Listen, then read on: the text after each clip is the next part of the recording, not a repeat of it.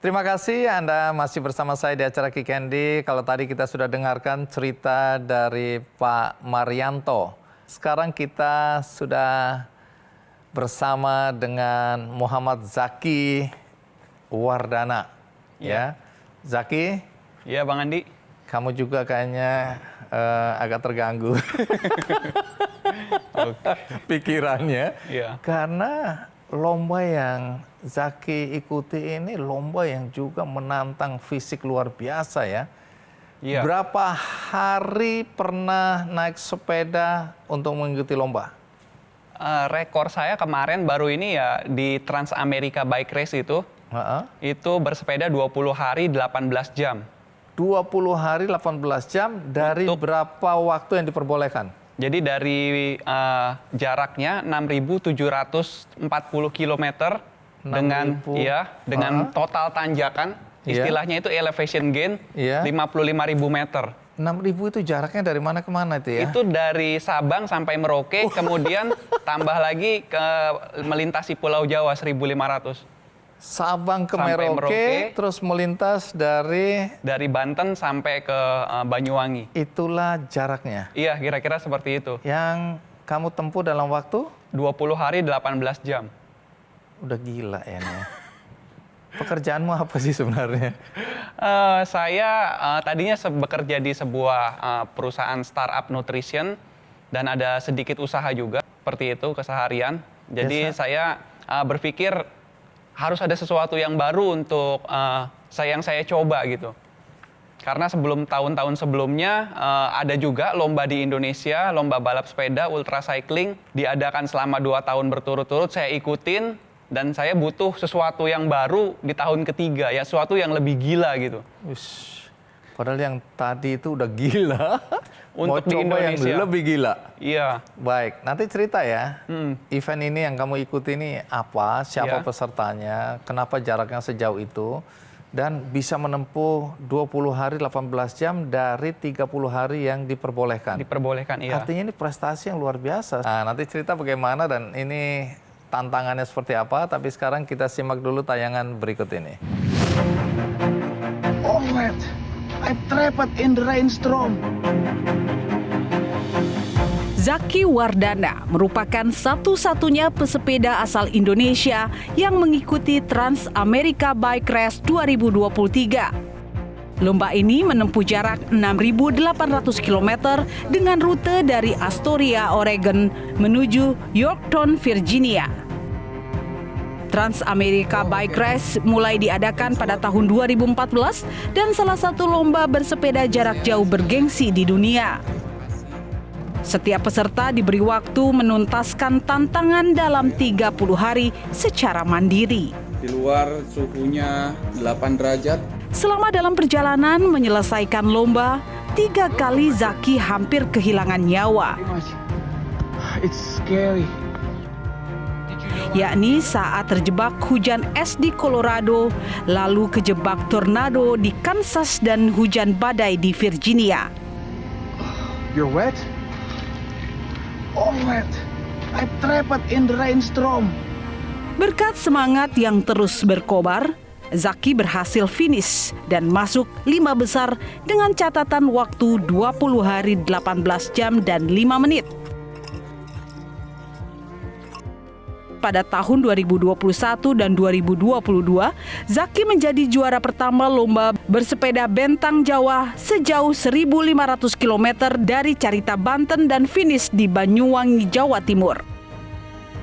Sebelum menekuni hobi bersepeda, Zaki mempunyai hobi berlari dan salah satu lomba lari menantang yang pernah ia ikuti adalah Ultra Trail du Mont Blanc yang melintasi 3 negara Prancis, Swiss, dan Italia sejauh 290 km. Ultra cycling yang di Amerika ini yang 30 hari tadi yang kamu tempuh dalam waktu 20 hari 18 jam. Iya. Itu masuk urutan keberapa kalau begitu tadi? Alhamdulillahnya dapat terakhir itu jadi urutan posisi kelima ya. Kelima. Overall ya. Oke. Pada awal memulai saya nggak berharap untuk bisa di posisi itu.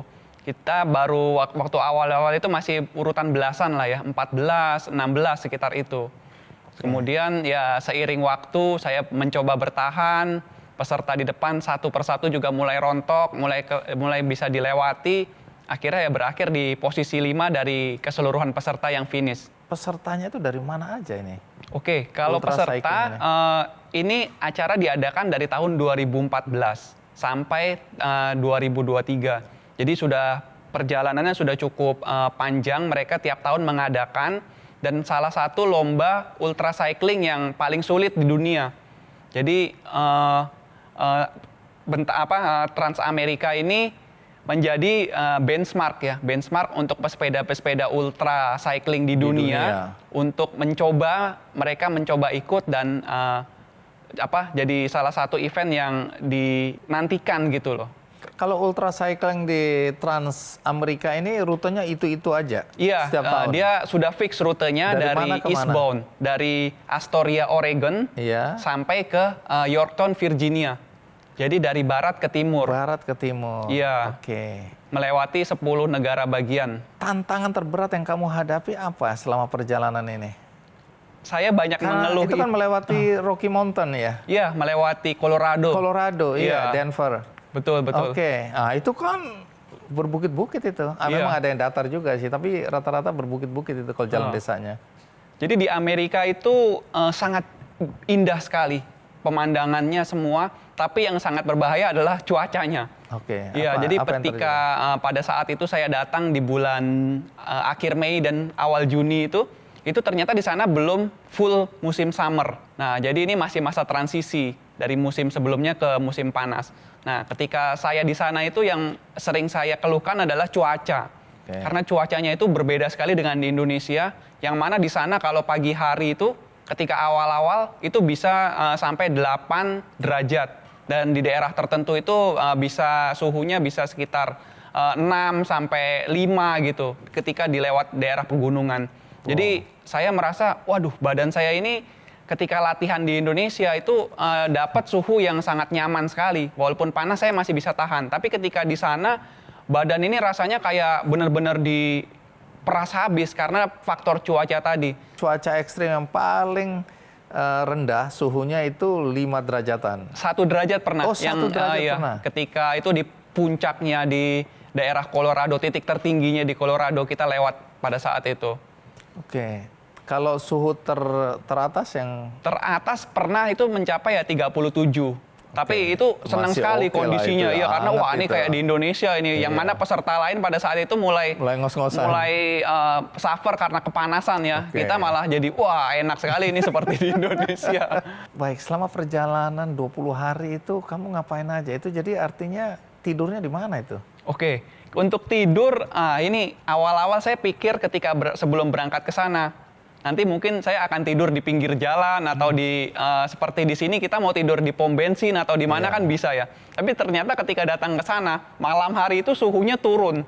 Udah pasti di bawah 10 derajat. Nggak mungkin kita diemper-emper gitu ya. Betul, kita ketika ngemper ini akan jadi masalah baru yang mana nantinya kita nggak bisa pulih untuk bersepeda di hari berikutnya.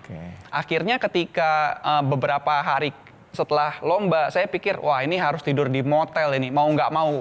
Karena walaupun harganya mahal, jadi ya mau nggak mau kita harus langsung ngumpet di penginapan ketika sudah sampai jam tertentu dan di daerah tertentu. Tapi ketika terjebak juga pernah, jadi pada saat itu hari keempat, saya mau nggak mau itu nginep di pinggir emperan toko orang. Karena tidak dapat motel. Habis dipakai peserta lain atau memang di situ nggak ada tempat? Di kota sebelumnya itu ketika jam 8 malam itu kondisinya sudah tutup semua. Kalau di sini kan jam 8 itu masih ada aktivitas. Di sana jam 8 itu udah nggak ada walaupun kondisi masih terang. Jadi mau nggak mau terpaksa kita harus maju lagi ke depan nyari hotel di berikutnya. Ternyata ketika maju ini juga udah pada tutup ini. Udah pada tutup daerah-daerah yang dilewati itu. Terpaksa majuan lagi, kemudian kalau maju lagi akan ketemu pegunungan. Jadi lebih baik kita beristirahat di situ dan ya udah tidur di emperan toko. Tunggu, ini aturan mainnya gimana? Panitia tidak menyediakan tempat peristirahatan atau apa gitu gimana? Oke, ini aturan mainnya unik Bang Andi. Jadi ketika start, peserta itu diharuskan untuk bernavigasi mandiri. rute sudah ditentukan dari Astoria sampai ke Yorktown. Nah, peserta dilepas begitu aja. Artinya panitia nggak mau tahu. Pokoknya yang penting peserta itu dari start sampai finish mengikuti rute yang sudah ditentukan. Oke. Mau di jalan itu ada hambatan, semua ditolong sendiri. Nggak boleh dibantu sama teman, sama saudara. Jadi semua peserta dituntut mandiri menyelesaikan rute sejauh 6.700 kilo itu dari start sampai finish. Baik itu mengatur makanan, mengatur penginapan, kalau ada kerusakan sendiri-sendiri. urus sendiri. Bahkan kalau ditabrak mobil pun ya peserta cuman kasih hikmahnya aja mungkin di grup WhatsApp-nya seperti itu. Jadi udah tekan kontrak dari start sampai finish, panitia nggak bertanggung jawab apa-apa kalau ada sesuatu hal gitu. Makanya diwajibkan harus punya asuransi peserta yang ikut. Jadi dengan kondisi seperti itu pesertanya banyak? 55 orang yang mendaftar. Yang start? Yang start 50 orang, yang finish 24 orang. Orang gila semua itu pasti ya. Ada hadiahnya nggak? Pasti hadiahnya gede ini karena tantangannya besar. Tidak ya? ada Bang Andi. Nggak ada hadiahnya. Peserta ketika finish pun yang nyambut hanya satu orang panitia di garis finish itu. Ini lomba apa sih sebenarnya? Kenapa kamu mau ikut lomba itu? Karena menarik ya. Ternyata di luar sana semakin saya cari-cari, makin banyak lomba yang semakin gila ini dalam tanda kutip. Artinya ketika kita sudah kayak menekan kontrak untuk mempertaruhkan nyawa, keluar duit, tapi nggak dapat apa-apa gitu. Makanya hanya orang gila yang ikut ini. Tapi Jadi ini untuk membuktikan bahwa orang Indonesia juga bisa loh. Juga bisa mengikuti lomba-lomba seperti itu. Atau ada orang Indonesia yang juga gila loh gitu ya. Iya, maksudnya Indonesia bisa lah bersaing seperti itu. Oke. Sorry, aku ngomongnya gini karena nggak masuk akalku, jujur aja ya. Artinya gini loh, kita udah bayar. Iya. Terus sepanjang jalan tuh udah susah hidup kita. Iya. Sampai di finish satu orang juga yang menyambut itu. Satu orang aja, satu orang panitia. Itu pun bukan panitia yang start, karena jaraknya jauh sekali kan, 6.700 kilo. Itu mungkin orang lewat bilang tolong dong kamu sambut. Dan kamu mau. Iya, Artinya nyatanya kalau finish. tahun depan ada lagi, mau ikut lagi? Mungkin di beda negara ya. Beda negara ya, karena udah satu kali cukup, tapi beda mungkin negara mau supaya mencoba. pengalamannya Iya, beda betul. ya. Tapi mau ikut lagi? Mau ikut yang di Eropa rencananya nanti. Berapa kilo itu? Itu 7.400 kilo dari Norwegia, North Cape Tarifa, sampai Spanyol Tarifa. Itu juga nggak ada hadiahnya? Tidak ada hadiahnya. Tapi mau ikut? Kepingin ikut. Keluar biaya? Sudah pasti. Ini kita mau lanjutkan nggak omongan kita ini? Lanjutkan ya. Sudah Karena pasti. orang-orang bilang, aduh aku nonton ada satu orang gila diwawancarain di Kick Andy. Dan yang menariknya itu lewat 15 negara yang berbeda. Yang mana kalau di Amerika kan satu negara. Kalau ini lewat 15 negara. Jadi mungkin akan banyak cerita dan banyak petualangan yang akan ditemui di jalan. Itu yang mahal harganya ya. Iya. Walaupun di Amerika juga kan negara-negara bagian kan kita lewati juga. Tapi ini negara benar-benar negara ya. Oke, nanti kita ikuti ceritamu berikutnya. Pengalaman lain ya selain yang tadi. Tapi sekarang kita lihat dulu, ikuti terus Kick Andy. Ada roda rusak gitu gimana? Semua diurus sendiri. Bahkan ketika kemarin di Trans Amerika itu, saya kena paku satu kali. Padahal bersepeda di Indonesia sama sekali nggak pernah kena paku.